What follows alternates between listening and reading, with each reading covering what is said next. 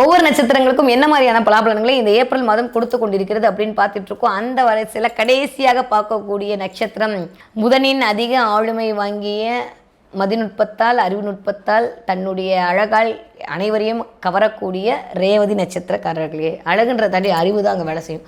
அதுவும் வந்து சாதாரண மைண்டு இல்லை, சாணக்கியர் மைண்டு ரேவதி நட்சத்திரக்காரர்களுக்கு இல்லை. அப்படிப்பட்ட ரேவதி நட்சத்திரக்காரர்களுக்கு இந்த 2025 வருட ஏப்ரல் மாதம் என்ன மாதிரியான பலனை கொடுக்க போகிறது அப்படின்னு சொல்லி பார்த்தோம் அப்படின்னா, 1 2 5 கிரகமும் தலைக்குள்ளே உட்காந்துட்டு கும்மி அடிச்சிட்ருக்கு. 10க்கு வேற அப்படியே வந்து ஏப்ரல் 15 அப்புறம் சூரியன் வேற தனியாக பிரிஞ்சு 2ல் உட்காந்துருப்பார். அந்த மனுஷன் நல்லவரான்னு பார்த்தா அவர் 6ஆம் வீட்டு அதிபதியாக இருக்கார். இப்படியெல்லாம் பார்த்தா ரேவதி நட்சத்திரக்காரர்களுக்கு கண்டிப்பாக கொஞ்சம் தொற்று நோய் உபாதைகள் வருவதற்கான நேரமாக இருக்கிறது. கொஞ்சம் சளி பிடிக்கிறது, தொண்டை இது பண்ணுறது, லைட்டாக வந்து கோல்டு, ஃபீவரு, கொஞ்சம் இந்த கிளைமேட் சேஞ்செல்லாம் வரக்கூடிய விஷயம், மூச்சு விடுறதுல ப்ராப்ளம். ஏன்னா புதன் வந்து அதெல்லாம் தான் இண்டிகேட் பண்ணுவார். கால் சம்மந்தப்பட்ட வலி, நரம்பு பிரச்சனை, ஆஸ்துமா பிரச்சனை, இதெல்லாத்தையும் வந்து புதன் இண்டிகேட் பண்ணிக்கிட்டே இருக்கார் தலைக்கு மேலே உட்காந்து. அதனால் அந்த விஷயத்தில் கொஞ்சம் கவனம் தேவை. யார்? ரேவதி நட்சத்திரக்காரர்கள். ஓகே, மற்றபடி எல்லாமே சூப்பராக இருக்குங்க. தலைக்கு மேலே 5 கிரகம் உட்காந்துருக்கு. ஏற்கனவே ரேவதி யார் சொல்கிறதையும் கேட்க மாட்டாங்க. சும்மா சொன்னேன், டென்ஷன் ஆகாதீங்க. உண்மை அதுதான், யார் சொல்கிறதையும் கேட்க மாட்டாங்க. ஏன்னா அவங்களுக்கே நிறைய அறிவு இருக்குல்ல, அடுத்தவங்க சொல்கிறது கேட்கணுமா என்ன? அதனால் எப்பயுமே வழி முக்கியம் அல்ல, வெற்றி தான் முக்கியம்னு சாணக்கியர் வெளியில் போகக்கூடிய ரேவதி நட்சத்திரக்காரர்களுக்கு இந்த தடவை நிறைய கிஃப்ட் கிடைக்க போதோ அப்படி தான் தோணுது எனக்கு. நிறைய கிஃப்ட் கிடைக்க போகுது. நிறைய சுக்கிரன் ஆக்டிவேட் ஆக போகிறார். சுக்கிரன் வேற உச்சமடைகிறார் அந்த இடத்தில். அதனால் நிறைய வந்து கொஞ்சம் விரைய செலவு, பெண்களால் செலவு, பெண்களுக்காக கொஞ்சம் செலவு, இதெல்லாமே நடக்க போகிறது. கொஞ்சம் வந்து வெளியில் போகிறது, வெளி மாநிலத்துக்கு போகிறது, ஊர் சுற்றுறது, ரவுண்ட் அடிக்கிறது, இந்த மாதிரி விஷயங்கள் நடக்குது. நிறைய பெண் தெய்வங்களுடைய வழிபாடு, பெண் தெய்வங்களுடைய கனெக்டிவிட்டி, உங்களுடைய தெய்வம் குலதெய்வம் பெண் தெய்வமாக இருந்தால் அதனுடைய ஆளுமைக்குள் வர்றது, அதை போய் கும்பிட்டு வர்றது, இந்த மாதிரி நிறைய வந்து இருக்க போகுது. நிறையா வந்து மலை சம்மந்தப்பட்ட இடத்துக்கு போகிறது, புல்வெளி சம்மந்தப்பட்ட இடத்துக்கு போகிறது, இந்த மாதிரியான விஷயங்கள் எல்லாமே ரேவதி நட்சத்திரக்காரர்கள் இந்த தடவை பண்ண போகிறீங்க. எதில் கவனமாக இருக்கணும்னா ஹெல்த்தில் தான் கவனமாக இருக்கணும். அடுத்து 2ஆம் இடத்துக்கு சூரியன் வரும்போது உங்களுடைய வார்த்தை அப்படின்றது வந்து கொஞ்சம் சுடுசொல்லாக வர்றதுக்கான வாய்ப்பெல்லாம் இருக்குது. ஏன்னா 2ஆம் இடம்னே நேத்திரஸ்தானம், வாக்குஸ்தானம், தனஸ்தானம். ஸோ வந்து நீங்கள் வேலை செய்யக்கூடிய ஆட்களாக இருக்கிறீர்கள் அப்படின்னா கண்டிப்பாக உங்களுக்கு பணம் அப்படின்ற இடத்துல உங்களுடைய அட்மினிஸ்ட்ரேஷன் பவரில் சூப்பராக இருக்கும். உங்களுடைய வியாபாரம் பெருக போகிறது. நீங்கள் வந்து குழந்தைங்களா இருக்கீங்க, குழந்தைங்கள நார்மலாகவே என்னன்னா 2ஆம் இடத்துல சூரியன் வரும்போது வாக்கில் வந்து கொஞ்சம் சுடுசொல் வரும். கொஞ்சம் எடுத்தறிஞ்சு பேசுறது, குழந்தைங்களா இருந்தால் மதிக்காமல் பேசுறது, எடுத்தறிஞ்சு பேசுறது, இந்த மாதிரியான விஷயங்கள்லாம் வந்து நடக்கும்.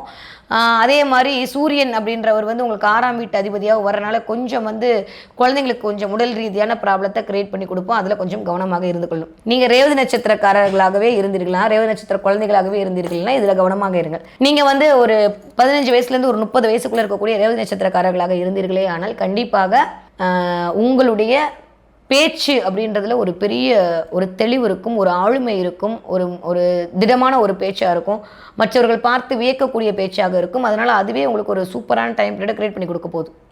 ஓகே, நீங்கள் ஒரு 35 வயசுலேருந்து 45 வயசுக்குள்ளே இருக்கக்கூடிய ரேவதி நட்சத்திரக்காரர்களாக இருக்கிறீர்கள் அப்படின்னா கண்டிப்பாக ஹெல்த்தை பார்த்துக்கணும். ஏன்னா 6ஆம் அதிபதி போய் உச்சமடைதல் அப்படின்றது நல்லதா, 2ஆம் இடத்துல உச்சமடைதல் நல்லதா அப்படின்னா குடும்பத்தில் வந்து மருத்துவ செலவு வச்சுருங்க. அதனால் அதில் கொஞ்சம் கவனமாக இருக்கணும்.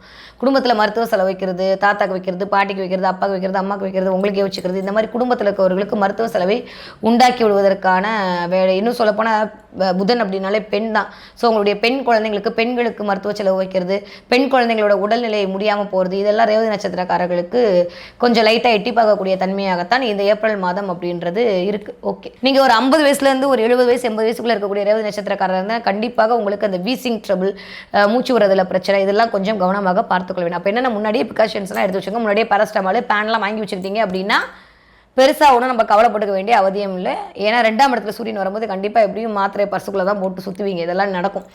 இந்த மாதிரியான விஷயங்கள் நடக்கும். நிறைய சேமிப்பு பற்றியான தாட்டெலாம் ஓடும். நிறையா எப்படி சேமிக்கலாம், எப்படி பணத்தை ஈட்டலாம், எப்படி வந்து இது பண்ணலாம் அப்படின்ற மாதிரி புதன் அங்கே உட்காந்து. ஏன்னா புதன் ஆல்ரெடி நீச்சமாக இருந்தாலுமே நீச்ச பங்கத்தில் இருக்கிறனால கொஞ்சம் வருமானம் சார்ந்து, உங்களுடைய தொழில் சார்ந்து, உங்களுடைய சேமிப்பு சார்ந்து எப்படி வந்து திங்க் பண்ணலாம், லவ்வருக்கு ஏதாவது கொடுக்கலாமா, இல்லை வந்து பெண்ணுக்கு ஏதாவது கொடுக்கலாமா.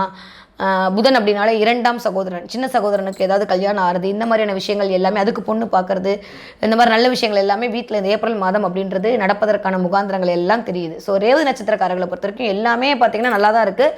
மைனஸ்ன்னு பார்த்தா உடல்நிலை மட்டும்தான் பார்த்துக்கணும். மற்றபடி எல்லாமே ப்ளஸ். பேசுகிற வார்த்தையில் கவனம், சொல்கிற சுடு சொல்லாக மாறிடக்கூடாது, அதில் கவனமாக இருக்கணும்.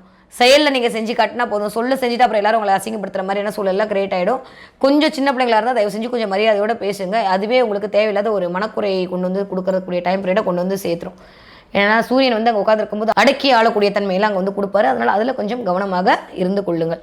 ஸோ ரேவதி நட்சத்திரக்காரர்களை பொறுத்த வரைக்கும் என்ன வழிபாடு நான் இந்த மாதம் பண்ணால் எனக்கு நல்லா இருக்கும் அப்படின்னா, கண்டிப்பாக ஸ்ரீமன் நாராயண வழிபாடு தான் உங்களுக்கு மிகச்சிறந்த ஏற்றத்தை கொடுக்கக்கூடிய வழிபாடாக இருக்குது. முடியும்னு நினைக்கிறவங்க மச்ச அவதாரம் இருக்கக்கூடிய கோவிலுக்கு போயிட்டு வாங்க. மச்சபுரீஸ்வரெல்லாம் போய் பார்த்துட்டு வாங்க. அது உங்களுக்கு மிகச்சிறந்த ஏற்றத்தை கண்டிப்பாக கொண்டு வந்து கொடுக்கும். இல்லைன்னா நிறைய கொஞ்சம் மீன் சிம்பிள் பாருங்கள். நிறைய ரேவதி நட்சத்திரக்காரங்க எந்த மீன் பார்க்க போகிறீங்களோ பார்த்தா கிட்ட சொல்லுங்கள். நிறைய மீன் தொட்டியில் இருக்கிற மீனை பார்க்குறது, இல்லை வந்து போகும்போது ஏதாவது ஒரு இடத்துல மீன் பார்க்குறது, இல்லை மீன் சம்மந்தப்பட்ட இமேஜஸ் பார்க்குறது, மீன் தண்ணியில் துள்ளி விளையாடுற மாதிரி விஷயங்கள் பார்க்குறது, இதெல்லாம் பார்க்க போகிறீங்க. பார்த்தீங்கன்னா சொல்லுங்கள்.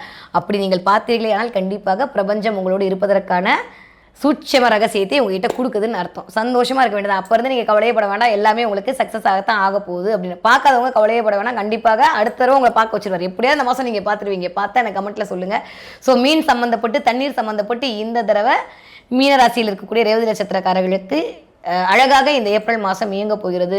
எல்லாமே சூப்பராக தாங்க இருக்குது. பேச்சில் மட்டும் கொஞ்சம் கவனமாக இருங்க. யாரும் எடுத்தெறிஞ்சு பேசிடாதீங்க.